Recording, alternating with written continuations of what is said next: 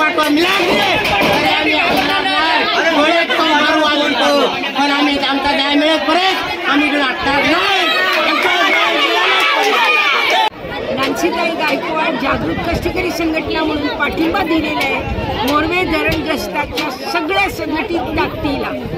महत्त्वाचं आहे लाजिरवाणी गोष्ट आहे की असा आपण एका बाजूला 75 वर्ष म्हणतोय, एका बाजूला तुम्ही सांगता आदिवासीच्या हित होतोय आणि इथं तर 8 गावं आणि 7 आदिवासी वाड्यांना जवळजवळ 33 वर्षापासून त्यांना अंधारात ठेवलं। मोरवे धरण म्हणून तुम्ही शहरातल्या श्रीमंत वर्गासाठी तुम्ही सोय करता, मध्यम वर्गीयासाठी सोय करता, पण यांचं काय झालेलं आहे? पाहिजे तसं 1894चं भूसंपादन कायदा तुम्ही अंमल केला आणि तो आजचं 2013चा मागणी करतात लोक।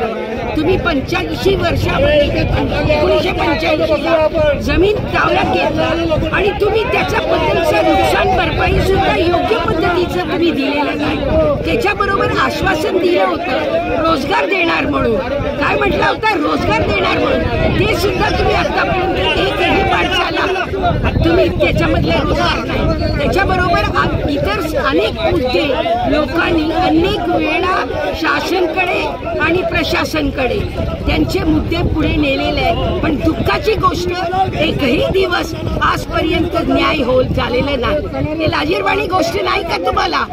एवढं मोठं मोरवे धरण, किती मोठं विकास झालेला आहे रायगड जिल्ह्यामधला, किती लोकांचं हित झालेलं आहे असं म्हटलं जाते, पण तिकडच्या गावकऱ्यांना काय झालेलं आहे, काय मिळालं आहे त्यांना न्याय?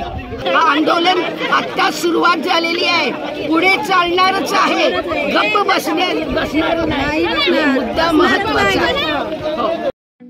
ठळक घडामोडींसाठी देशोन्नती न्यूज चॅनलला सबस्क्राईब करा आणि बेल आयकॉन प्रेस करा। मुंबई, पुणे, नागपूर, मराठवाडा असो का विदर्भ, राजकीय, सामाजिक, शैक्षणिक क्षेत्र असो का क्रीडा, सर्वच घडामोडीचे विश्लेषण पाहायला विसरू नका। फक्त देशोन्नती न्यूजवर।